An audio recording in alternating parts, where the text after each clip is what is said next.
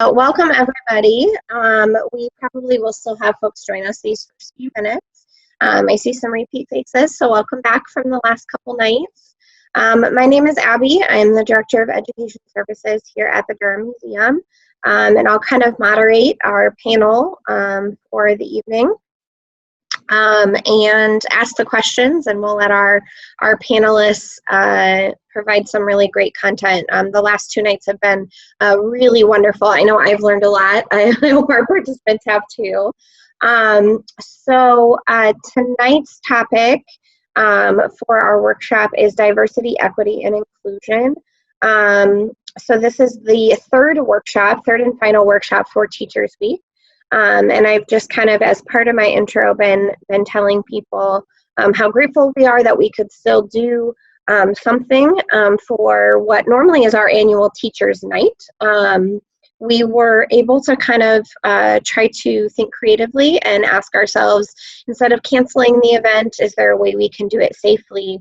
And someone, a wise person on our team, had the idea that maybe we could even make it a whole week and add some extra opportunities. So the panelists tonight all came as recommendations from our planning committee, which included folks from local school districts and organizations such as Inclusive Communities and the Tri-Faith Initiative, and among others. So super grateful to that planning committee, but then also, of course, our panelists who have kind of prepared some information for us all tonight. So I do also want to thank our sponsors of Teachers Week. That includes First Nebraska Credit Union, Metro Community College, Metropolitan Utilities District, and also the Nebraska State Education Association. All four of those, I believe, have been sponsoring the event for at least the last several years that I can remember. And so we're really grateful to have them again this year as we kind of reimagined the event.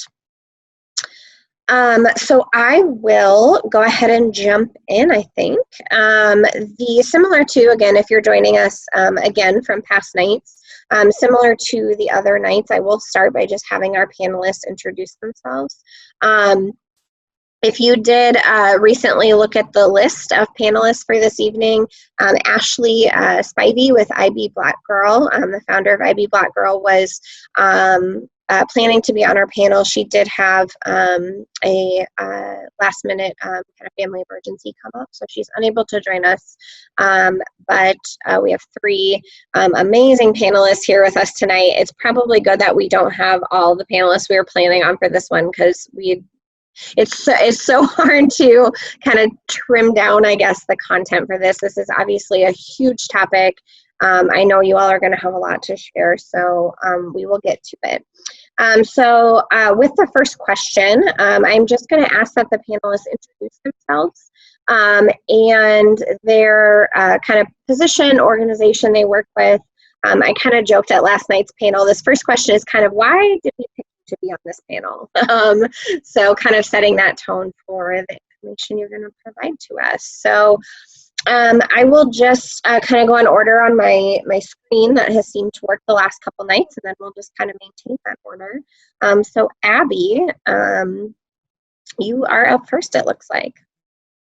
Terrific. Thank you so much, Abby. I don't know very many other Abbies, so it's very fun actually to be moderated by someone with my same name. My name is Abby Swathsworth. I use she, her pronouns. I am the executive director of Out Nebraska. Out Nebraska is a statewide education and advocacy organization that's working to celebrate and empower the LGBTQIA+ community. And so if you're not familiar with those letters, that's lesbian, gay, bisexual, transgender, intersex communities. And so we are doing education in nonprofits and businesses and in government organizations in terms of making safer spaces for the LGBTQ community, helping people to provide better services for our community, to make safer spaces for students and customers and clients of other nonprofits, and that's part of the work that we do. We do also advocacy work. So on a broader level, I've been doing a little bit of work with Nebraska Department of Education, and been doing a little bit of work with some mentoring organizations in terms of working with youth. I think the reason I was chosen to be on the panel is that particular community that I'm representing and working with, and that is a part of our diverse community. So that, I think, is why I'm here. I'm really excited to present to you tonight, and thank you for making time at the end of your busy day during the school year to be with us this evening. It's an important topic, and we're so glad you're here. Thank you. Eric, would you like to go second? I sure would. Hi, everybody. My name is Eric Servione. I am the Deputy Director of the Tri-Faith Initiative. The Tri-Faith Initiative is an interfaith organization. Our main mission focuses around creating a religiously pluralistic society. We love to build empathy, love to build understanding between people of the religious other. So somebody that might not share your religious views or your faith views or non-faith views. And we operate here in Omaha, but also regionally and across the nation. We are an intentional co-location of a Muslim mosque, a Jewish synagogue, and a Christian church all on one campus. And that is a first in the world type thing. So we're very proud of that fact. Also, and that's my day job. I'm also the president of the Metro Young Latino Professionals Association, and the mission of MILPA is to empower Latino professionals through civic and professional engagement. So I'm really big in the D and in helping amplify the power of Latinos in that respect. On top of that, I serve on a few different nonprofit boards, including the One World Community Health Centers Board and the Eastern Nebraska Community Action Partnership. And just try to stay busy. Thank you for having me. All right, last but not least, Lynne, would you mind going next, please? Well, if I have to, it's kind of hard to follow up Eric and Abby there, but I am Lynne Murphy. I prefer to be called Murphy. My pronouns are she, her, hers.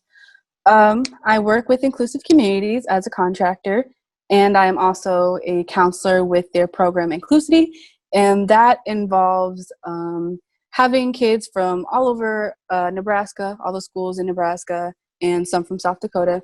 And we have them, and we do like a 4-day retreat type thing, and we're going over terms and terminology, and we're talking about things that are happening in our society right now. So discrimination, racism, bigotry, and all of that, and going over that and really teaching them how to be an advocate for their community and how they can be more helpful. And I'm also, my day job is a paraprofessional at Wake Robin Elementary School. Wonderful, thank you. So again, thank you all for being here. As with our other panels, we did get the whole group together to kind of talk about what topics we did want to cover. And so I'm definitely looking forward to hearing kind of your responses to these couple of questions we have planned. So the first one, at face value, I'm sure will sound like a simple question, but it's definitely a big topic to cover. We've asked our panelists to speak to why this topic of diversity, equity, and inclusion is so important to educators and for educators to consider now more than ever. And so if we just want to go in that same order, if that's okay with you all, I'll let you speak to that. Sure. I think we are seeing right now the longest lasting racial reckoning, I think, since the early civil rights movement. With the Black Lives Matter movement happening right now, that is bringing to the forefront all of the inequities that Black and Brown and Indigenous people and other people of color live with. And we're reckoning with that in a way that hasn't been dealt with in many years, although the issues have been around for a very long time. We're also living in a time when the leadership of our country is not necessarily valuing diversity, equity, and inclusion. And so I think it's more important than ever that educators are willing to grapple with these issues, that they're willing to build spaces for students that are safe and inclusive, because young people are wondering what kind of spaces are available for them, especially if they are diverse. And diversity is a fact, right? We are a diverse group of people. Like, human beings are diverse in our existence, whether that's race or religion or ethnic group, language, sexual orientation or gender identity. There's so many different ways, socioeconomic status, hair color, hair texture. There's so many different ways that we're diverse. That's a fact we just can't get away from. And we need to celebrate it, and we need to find ways to create inclusive spaces that welcome and celebrate everyone for their authentic selves. And I think that teachers can hold such an important position in doing that for young people. And so that's why I would say I think it's more important than ever for educators to be focusing in on this issue and the different ways that they can create safe spaces. Yeah, that's a very, very, very good question. It is one of the questions of our time, really. Um, and there's a lot of different ways we could go with this. Really, I start with it's when we think about DEI, what are we trying to cure, or what are we trying to get rid of, or minimize, or create cognitive dissonance around? It is that white supremacist culture. It is the racism. It is the institutional and individual racism that's out there. And when we speak about that, our mind immediately goes to the white robe wearing, torch bearing type picture that we have in our head, but it's much more insidious than that. It's a socialization that happens starting from birth in this culture. And it's that insidious, the force that is teaching our kids and us really those small little norms, or what you can do, what you can't do, what is normal, what is not normal. I had an amazing conversation with Faraz Siddiqui. She started Faith Force over at Salesforce. It's their interfaith ERG, and she is a Muslim woman from Pakistan. And growing up in Miami, she had to act normal, which we defined as this heteronormative, a Christian male-dominated society, right? And we think about it. Even us, when we think normal, we already knew that that's where I was going with that, because we've been socialized little by little to think that way. So when I bring it to educators, that's where educators need to buck that socialization. And it's hard because, again, it's insidious. It's the small little things that happen here and there that teach our kids, here's what's right. I didn't want to bring this up, but I'm running for OPS Board of Education, the South Omaha seat, and one of my main platforms is I want to see more culturally competent teachers. I want to see more cultural competency training throughout OPS and throughout the nation, really, because we have to be cognizant of what the different kind of norms are in different cultures. We need to be ready and proactive with creating space and allowing students to be their true, most authentic self. And we need to do that starting from pre-K all the way through 16, right? And that's a hard thing to do.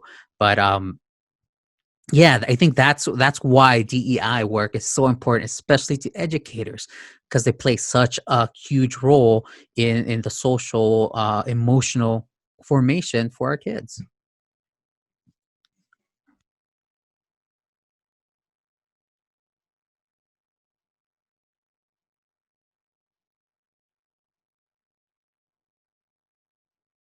Am I next? Okay. I think this is very important because just being back at school, it's with everything that's going on with the Black Lives Matter movement and everything, it's you see your students and those people that you see on TV, and you want to be able to give them answers about what's going on that they probably can't get at home. You want, and the certain answers that you're going to give your students, it's going to make a long lasting impression for the rest of their lives. So I think it's very important to have that education around what's going on and how can you create that safe space for your students and they can feel confident coming to you about these things, because these kids spend all day at school. They don't have time in the morning to go, Mom or Dad, what's this? Or when they come home, Mom and Dad, what's this? I don't want to say there's no time, but there isn't really any time. So at school is where kids kind of feel more confident talking to their teachers and talking to their friends, and you want them to feel comfortable asking those questions. Hey, miss, like, I saw this on TV, like, what's going on? Like, I don't get it. Does this apply to me? Do I have to be in fear of this? And as a teacher, you want to give them the answers. You want to give them the right answers, and in order to give them the right answers, you have to know. You just have to know what's going on. You have to acknowledge also where you stand, and how do I word this? Where you stand as far as like how you give them your answer, like as far as privilege and where you stand in society. So. Yeah, thank you all for that. I'm a former classroom teacher myself, and that what you were just saying about how they will ask you and they will, our students, especially those elementary students, gosh, do we look up to our teachers and assume, I was going to say think, but just assume and live as if they are the experts on everything. Yeah, they look at teachers because they're like, well, they know math, science, and reading and all of this, so they have to know this as well. So like, I need the answers, it's very much like you are a role model and they are dependent on you to give them the right answers. That's a very high expectation that I feel like some educators just don't get. That they think, oh, these kids, they think I'm lame or whatever, but no, like they have very high expectations from you. And it's also like subconscious high expectations, they're thinking like, oh, well, she knows everything, so I need this. But it's like, no, like you're on a pedestal in their head, and, so they're, I wish very I impressionable. I wish I could think of a good example from my teaching days, but I think I know all of you kind of touched on that. We do know that students maybe sometimes can't find a place for those difficult conversations at home, and they might look to school for that. So thank you all. I think we'll go on to the next question. I guess, so with the next question, again, this might sound familiar if you were in our workshop last night, because I asked a similar question, and then in talking to this group, again, we felt like it was still a good fit. So one thing that we've been talking about as a museum, as nonprofits, we've been asked this, by sponsors and supporters. There's no doubt that we are all dealing with a really difficult time and a lot of things that feel and are very negative. But we've been asked as a cultural organization and a part of the community to think about, I guess, to try to look for what is the maybe silver lining isn't the right term, but what is the takeaway? What do you hope will stick is kind of how I phrased it to the panelists. And perhaps we will look back and say, yeah, this was an awful and very serious time, but here's something good that came from it. And so we'll do that question next. What do you hope will stick from what we are going through right now? What I hope will stick is really the internal work that some white people are starting to do, that some cisgender straight white people are starting to examine the different ways that they can live in the world without obstacles, right? Which is really a way to talk about unearned advantages, which is another way to say privilege. But sometimes when you use the word privilege, people get defensive about that. But really, it's just an unearned advantage you have for being white and heterosexual and cisgender. And so I really hope that the internal examinations that people are doing, the learning and education that folks are engaging in, like this workshop, like books that are out there that you can read. There's a lot of great material available to sort of help you work through that white supremacy culture. And you think that LGBTQ issues are not necessarily tied to racial issues, but they very much are. Like in our history, in LGBTQ history, it was Black and Latina transgender women who stood up at Stonewall, who said they would not take the police brutality that was happening any longer. And so we really owe a debt to those women for standing up and starting the movement for liberation for LGBTQIA plus people. So I hope that self-education people are doing and the conversations that we're starting to have, like these conversations, I hope they stick because we're on the precipice of making some really great changes, and those changes can't happen if we don't continue having these conversations. So I really hope this is just the beginning of an ongoing process for folks to sort of find new ways to operate in the world and to celebrate people's differences and to build the spaces where we can all be our authentic selves all the time. Yeah, I definitely wanna echo what Abby said. That there are people that are taking it upon themselves to learn, because I'm seeing that to educate themselves. I'm seeing that more and more, where people are not just waiting for their brown friend or their Muslim friend to kind of teach them or point them in the right direction. Like, oh, they are coming upon themselves to learn about the cultures that are around them. And it's a small victory, but it's a very important one, because especially from a faith perspective, it really is just understanding that a Muslim, a Jew, and a Christian, they all have the same beginnings and foundings.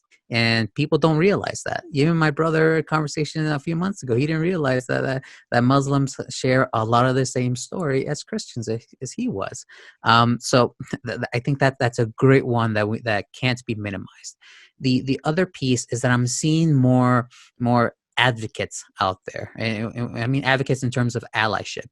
I'm starting to see people that are really get it, that understand that advocacy and allyship is a verb, that it's not just about learning the book. It's not, you don't go read White Fragility, go read How to Be an Anti-Racist, and you're done. Like, oh, you did it. That's not how it works. They're starting to get that you got to be out there in the streets. You got to be behind the person or besides the person or wherever that identity or that community needs you to be, to allow them to rise up, to claim their own power. And I'm seeing that so much more with my white friends, and that's very reassuring. We live in Omaha, Nebraska. We live in Nebraska. It's a red state. It's ideologically conservative state, but especially it's heartening to see that more people are getting it. And I hope that trend continues when it comes to, regardless of what type of identity it is, to, again, allow people to have their space. And in fact, let me check myself, because something that I learned is I shouldn't be using the word allow, because that infers power dynamic that I have this power, I'm letting you have this. So just being very cognizant, be very cognizant that you have to, that creating that space, and learning about it. Like I just checked myself, giving people the grace to educate themselves and keep learning. What I really hope sticks is that we start to become more aware of the privilege that we have and where we stand, and to acknowledge that, and to not sit here on guilt island going, oh, I'm such a bad person, and I don't feel like I should be speaking on this or speaking on that. But you can't just stay there forever, because you're not going to go anywhere. Nothing's going to happen. Nothing's going to move forward. If anything, you're probably going to stay where you're at or go backwards. And by doing that, it's having those uncomfortable conversations, pushing the uncomfortable situations that could possibly educate yourself. That's one way to educate yourself, is having those conversations that you wouldn't typically have. And to also break that cycle of socialization that we're in. And at any point, when you're introduced the idea, when you internalize the idea, we need to be asking more questions as to why things are the way they are, instead of just going, oh, that's just the way it is, whatever. No, why is it that way? Why are we stuck in this cycle that's not benefiting anybody? And just realizing that at any moment you can break that cycle. You don't have to wait for anything. You don't need a sign. You don't need a signal. It's you questioning and pushing that envelope and going, I don't think this is right. I'm gonna educate myself more. And then I'm going to come back, and I'm going to come back strong with facts. And I'm going to, do all the right actions that I need to do to get things going. And yeah, like it just starts with having those conversations. That's what I always tell my kids at Inclusivity. It starts with having those conversations. If you don't know, ask somebody or anybody that's willing, or, just having to do the research yourself and then presenting it to somebody else saying, hey, is this right? Am I following the right steps? It's okay to ask for help. Some people who tend to want to go and do their own research and doing their own everything, it can, if you're doing that all by yourself without having like a little fact check every now and then with a friend or, someone you trust, it can go downhill. And, you have to put your pride aside when it comes to these things. You felt like you knew what was best, and now you don't. So now it's time to put away the ego, put away the pride, and just get to it. Yeah, I feel like most people I've talked to have shared that they've had more and better quality, hopefully, or more productive, maybe I would say, conversations with people that maybe they don't agree with, or maybe don't share their views on things that are going on in the world. So, and again, I think it's super important for all of us to completely reiterate that this is a huge topic for a panel of any kind, and I'm grateful for kind of the different perspectives that we were able to bring in. Obviously, social justice in terms of race is kind of maybe most prevalent in the news right now, given the murder of George Floyd and the events that followed. But certainly there's a lot of other areas of this topic. And so it's a lot to accomplish in a short amount of time. So I guess all of that being said, I want to make sure that we're giving the educators joining us tonight a chance to kind of help us hone in on maybe what they are seeing or dealing with or trying to help students with. So what I'm going to do is I'm going to take our discussion question that we had talked about as a panel. I'm going to put that in the chat. And what I would encourage educators to do, you are obviously welcome to unmute yourself and just share with the group. We have a small enough group that we can definitely do that. But I would also encourage you to just reply, even just with a word or two in the chat to that question. And I just posted it, but the question is, what do you consider to be the biggest obstacle your community or school specifically is facing when it comes to diversity, equity, and inclusion? And as you kind of think about that, and hopefully we have a few folks submit some answers, part of our reason for posing that question, and perhaps the panelists can kind of speak to this as well, is we know for something like Teachers Week, or obviously if folks are able to watch this presentation after the fact, within the city of Omaha, we have vastly different, I guess, makeups of our school districts. We certainly have some that, maybe have more issues when it comes to poverty, or maybe more issues when it comes to race or language, or physical accessibility. Those are all topics that certainly we can speak to. So while you guys are kind of thinking about that, and again, if you want to just send it to me in the chat, you can send a private chat and I can just relay it to the group as well. But while folks are pondering that, I will go to our kind of our final question, and then we can come back if there's additional topics. But I asked the panelists to be prepared to offer up what their main piece of advice would be to educators specifically. So obviously we've talked fairly generally up until this question, but knowing that we're speaking to educators, from your perspective, what would be what you would consider kind of your most important piece of advice for educators today? I really want to piggyback off of some things that Murphy was saying in terms of moving past guilt. Because sometimes when we start examining our unearned advantages, we feel guilty. I come from a background where my grandfather was able to take advantage of the GI Bill to help purchase a home and go, get some education. And that wasn't available to everyone who served equally, right? It wasn't available to Black soldiers in the same way. And so my family had that advantage.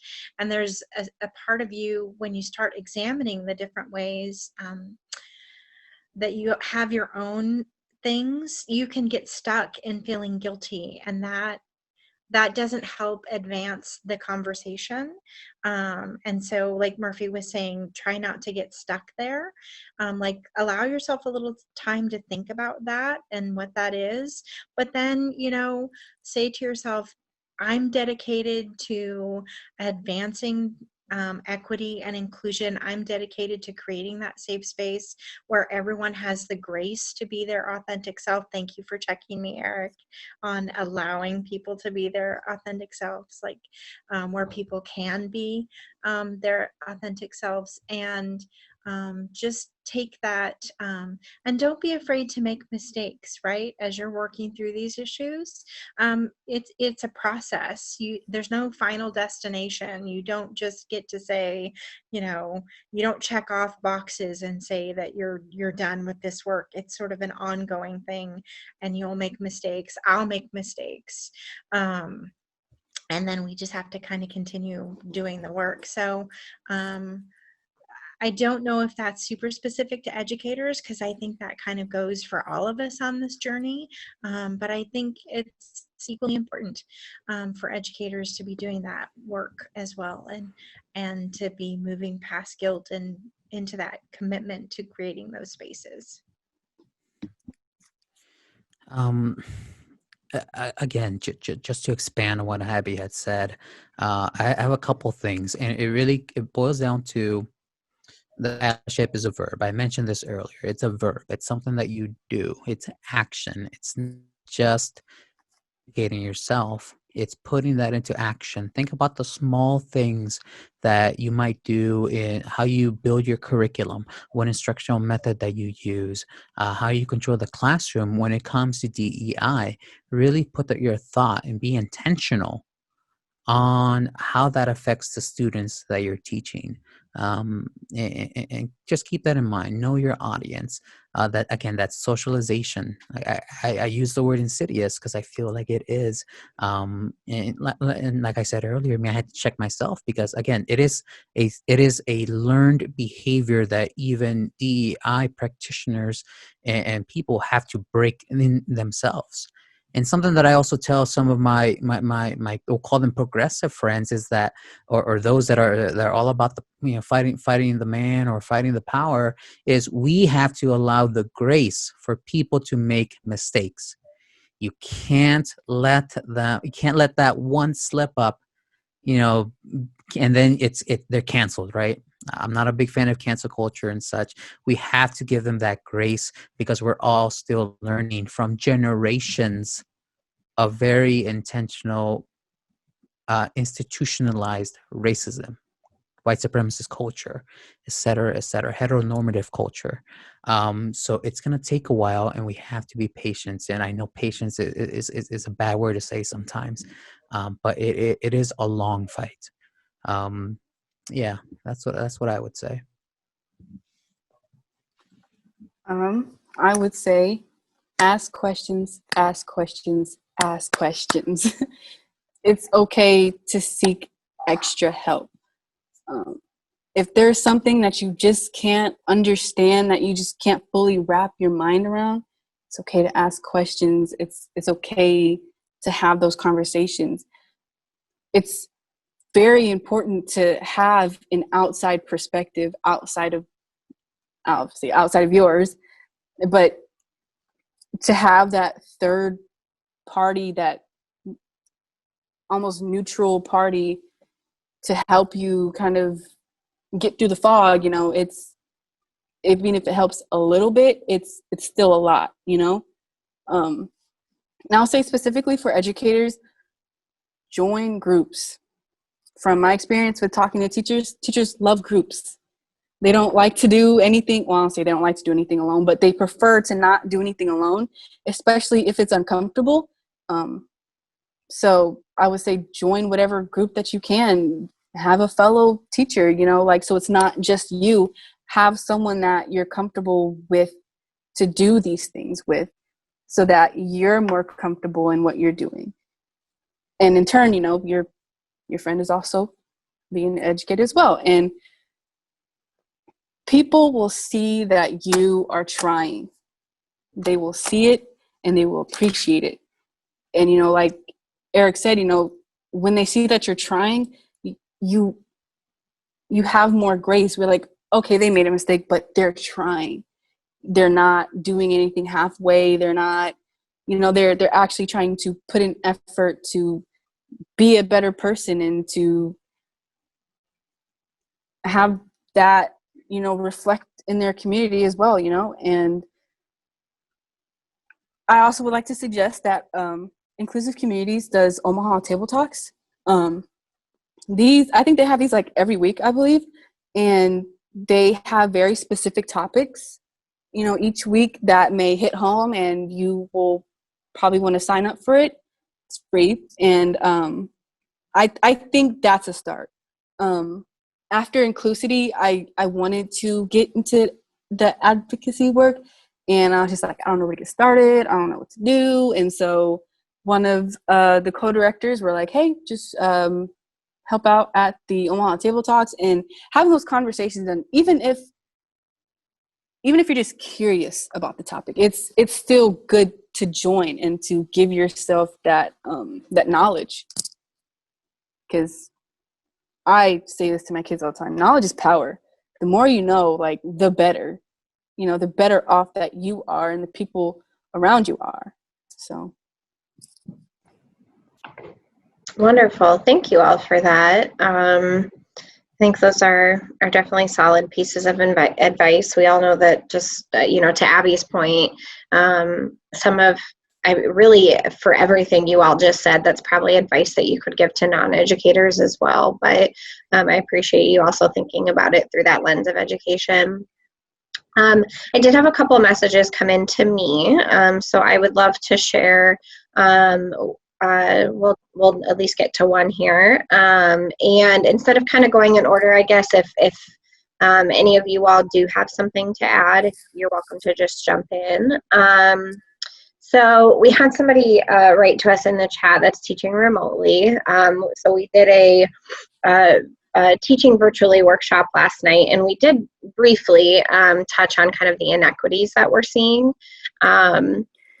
And so this educator is noting, of course, that students that they are working with don't have connectivity, and if they do, perhaps are not really just able to learn as well, right? I mean, even as adults, I'm not able to learn as well virtually either. So I do get that. Also noting there's students who are maybe at home helping younger siblings, or being helped by older siblings, because parents need to go to work still. Also, of course, students who maybe are staying home because they've had an exposure, so I guess just all of those factors that our educators are dealing with. If anyone has something to add to that, just to speak to maybe how to consider diversity, equity, and inclusion with that, and just the inequities that we're seeing right now in schools. I do have a word on that. I think COVID has shown us, or has brought to the forefront, another disparity, and that's the technology gap. It's one of those where those that don't have access to technology, computers, internet. When it comes to OPS, I'm glad they were able to provide iPads and have, the T-Mobile service and such. But on top of that, we have to plan even further ahead. And where's the tech support? Because that's actually what I'm seeing as well. I'm seeing a lot of families that don't have that tech support, and the OPS line is so backed up because, they're getting a bunch of calls and such. Where I was meeting with a director of one of the Boys and Girls Clubs in South O, and they're helping out their families and such, with their iPads and things like that. So I do wish, and that's a higher level issue, is for us to think strategically when we are going to give a community resources. We have to think it through. It's not just, and this has been a practice in philanthropy for a while, is where they'll just drop money into a community without being intentional on let the community decide how to build their own power, how to use these resources and things like that. And this is another example of it. Again, overall, it's a good idea. Going back to the teacher's piece, it really is where I know this is a hard thing. My spouse is a teacher. She's over at Ralston, and now she's doing where she has two workloads where she's helping her students on remote learning and then helping her students that are in class. And that's just not tenable. It's not sustainable. And we need the political pressure to say we're going to do one or the other, communicate to the parents so they can plan accordingly, so we don't have to pass that another burden onto our educators. Kind of just wanted to voice my frustration about the whole OPS and the iPads. I have a roommate. She works at Bellevue East, and her husband works at Northwest and OPS. And I also graduated from OPS, and I just found it just so OPS was like with Windows, and so when they got these iPads, some of the educators themselves, they don't know how to use this technology, and they also kind of didn't have that much time to learn the technology, because you see they kind of went last minute remote. And it's hard because the teachers don't really know all the everything and the ins and out technology, so they can't exactly be that teacher to their students on how they could use their technology. And so it's just like this kind of cycle that like we're kind of screwed. And I don't have, these kids are at home, so it's not like they have a designated tech support to come to their house and be like, hey, this is how you use that iPad, or something close to that, or a video or a tutorial or a link or something. They kind of left everybody high and dry. And that's just like, if that's not inequity, I don't know what it is. It frustrates me, like, because I am an OPS kid. I've been through the system. So to know that they like are doing this, or they did it, it's just like, we could have did better. We definitely could have went at this completely different. Had we had just actually talked about it and planned ahead. Because too many times have I heard, especially when the school year started, it was, well, we'll cross that bridge when we get to it, about very important things that affect our students and educators. Oh, we'll cross that bridge when we get to it. Oh, we'll get to it when it happens. It's like, Yeah, that's definitely, I think, a challenge for everybody right now is, I don't know, I would almost sum that up as prioritizing. There's, when you feel like you have to prioritize everything, right? And I would actually use that as an opportunity to talk about, to share something from Dr. Strong from UNMC, was a participant in our first night of Panelists.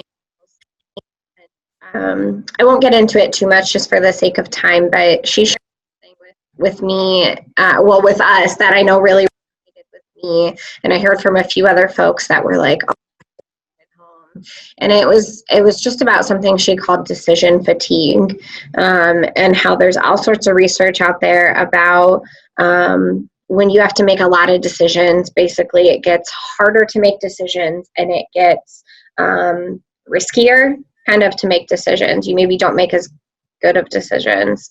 And it was a really powerful concept that she shared, so much so that I've shared it last night and then again tonight, because essentially that's already a concept we need to be aware of, but right now it is so amplified. And I shared, as a former classroom teacher, I think it's something that I reflected made it really difficult for me personality-wise to teach, as I was feeling, didn't know that's what it was called, but that decision fatigue of having to constantly kind of be on and adjust and ebb and flow with your students. It's hard. It's so hard. Even for people who maybe thrive in something like that, it's hard. And now to Eric's point and talking about his spouse, and I know other districts are doing the same, where you're essentially doing two things now, teaching twice at the same time, if that makes sense, right? You're doing virtual and in person. And I share that because I think what has come up consistently in all three of these workshops, and we knew they would overlap, I knew they would, but it's still been so interesting to see how they've overlapped. And that decision fatigue is one of those. And her response, I said, what can we do if we're feeling decision fatigue? And it's kind of those answers that right? So self-care, taking care of yourself and eating right, and all of those things that I know I personally just want to roll my eyes when people tell me that.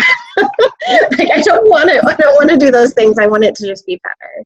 And so I hope, if nothing else, again, I just want to reiterate, these topics are topics that we could spend just so much time on. And we know that these 1 hour virtual events were not enough time for them, but part of the original purpose of Teachers Night is a networking opportunity and an appreciation event, really, and resources. And we know people won't all be able to come this year and experience that in the same way. So if nothing else, I do hope for our educators and people who watch this after the fact, it seems like every night we've kind of ended on this note, or come to this conclusion that we are all feeling these things, and nobody's alone in this. And so I guess I just wanted to share that about kind of that thread really throughout the week. So on that note, that is kind of the end of our planned questions. I do not see any other specific kind of requests or questions in the chat, so I do think we'll wrap up. For those watching, if you have not signed up for our event on Friday, we would love to have you. We do have several safety precautions in place, including time tickets, so you do need to register in advance for a specific arrival time. Several of our early time slots are full, and so if you were to come without having made that reservation, we will have to have you wait. So please do plan ahead for that. It's a free event. We do have several on-site exhibitors coming, and we hope to see you. So huge thank you again to our panelists, as well as our sponsors for the event. And thank you all again, and have a wonderful evening.